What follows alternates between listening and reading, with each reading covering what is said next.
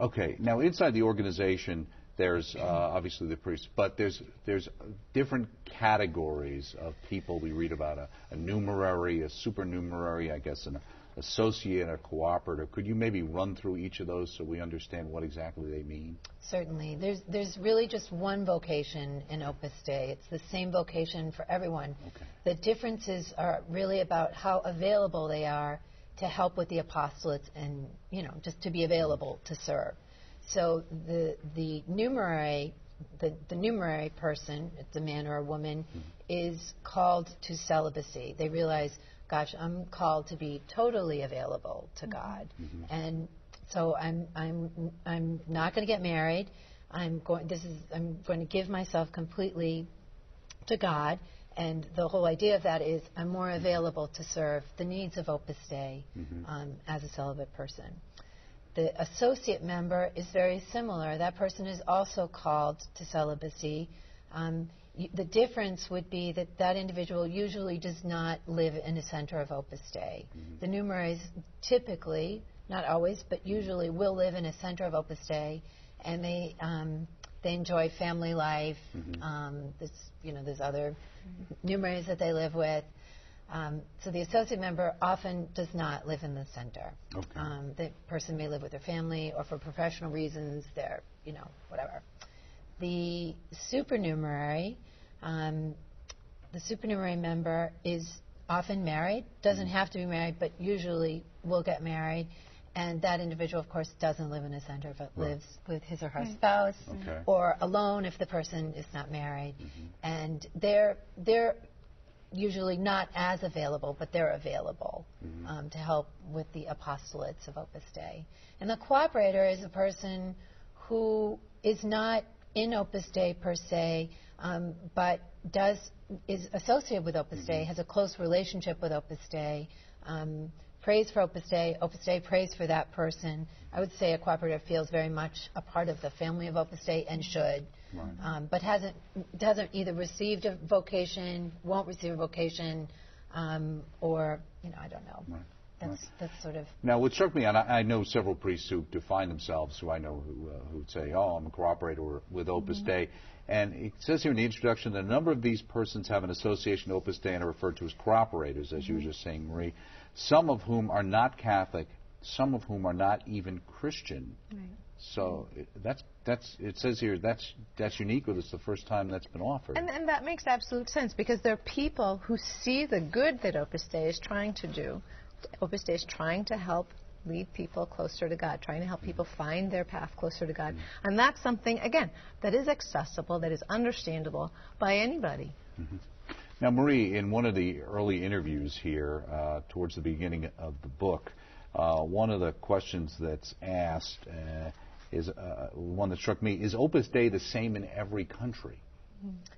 The vocation to Opus Dei is the same in every country. Of course, every vocation is unique. So the vocation on the one hand is the same, but every person is unique. And so the way that person lives out his or her vocation is unique. And cultures, I would say, are unique. So I have to travel a lot. I've traveled to Spain now a number of times. I've traveled to Italy. I've traveled to Mexico.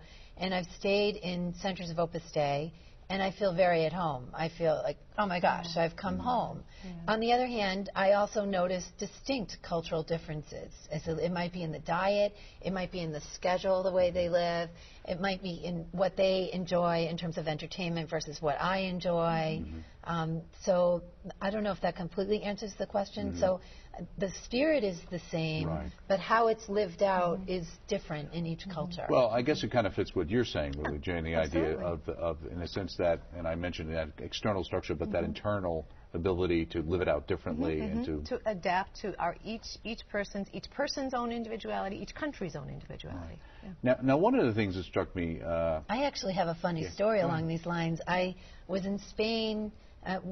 We study in Opus Dei theology regularly. All the members study theology each year, and we're trying to develop ourselves so that we really know our faith well, and and are able to love God more and also to share the faith better with other people we work with, our friends, our family.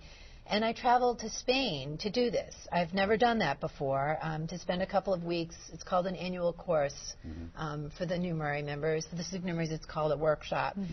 And this is just, it's funny you're saying this because I was there. I was the only American. It was in southern Spain. And there was a German girl there also doing her annual course. And we just could not get over that they didn't have like a regular schedule out. So, we both were like, but wait. And people knew what they were going to do, and it's not that we did have sort of a basic schedule, but as an American, I had to really get accustomed to that they just were much more carefree, and there still was structure, there still was a regular flow, but it was very different from what I'm accustomed to. Anyway, just to probably, kind of a banal story, but. What also struck me, as I mentioned before, the president of Lexington College wrote in the foreword here, and one of the things I know in reading the book, there was concern of trying to make the point, I think, the women of Opus Dei, and that they're not second-class citizens or that they're just as important. But one of the things that does strike people is the particular college has to do with the hospitality industry. And sometimes that gets portrayed as if, well, that's kind of like a service industry. Well, what it is there are so many, half of the people in this country do hospitality. Half of the people in this country are women, and they all run their homes. And the skills that Lexington College teaches are skills that would be helpful to half of this country. What St. Josemaria said, he had some really great ideas about women. I mean, this is like back in the 30s. He said that women are people. Women are 100% people. They have intellectual capacities, and they should develop those to the highest level that they can. And that was a really revolutionary idea in the 30s in Spain. He was way ahead of his time. And part of that was the recognition that, yes, many women run homes. Many women are mothers. And they need to approach that work with just as much professionalization as the university professor, as a politician. You need to have the same attitude about this is my professional work and I need to do this as best as I can and offer it to God. And Lexington College takes that idea. It is really aimed for people who will be using the hospitality career as a career where they get paid as opposed to being a housewife like me. Right. I do it, but I don't get paid, don't get a paycheck. Right. But it's work that half of this country uses. It's very, very useful. I don't see any contradiction or anything at all in that. Lexington College is the only all-women's college dedicated to the hospitality services in Chicago. So it's unique. It's a wonderful school. I think that's one of the striking aspects about St. Josemaria and perhaps the spirit of Opus Dei is this radical equality of jobs. That St. Josemaria said he would value the work of a street cleaner the way he would value the work of the president of a college, and it really came down to the love with which you did with which you do your work, and how well you strive to do your work. So I think that's a feature of Opus Dei that I think it's fascinating. He also placed great emphasis on. He loved Our Lady. He had enormous devotion to Mary, and he saw that her work as, the mother, taking care of the home, raising Jesus, taking care of St. Joseph, that is sort of an exalted profession. And so he never said, so women should stay home and, just take care of the family. But he had a different perspective of like, this is an extraordinary work. This is the domestic church. I mean, this is where souls are formed. This is where the rubber meets the road. And he places a lot of emphasis on that. And one of the things I found when I was researching for the book is the women, those women are often invisible. Even in our, in our society today with feminism, they still are a forgotten group.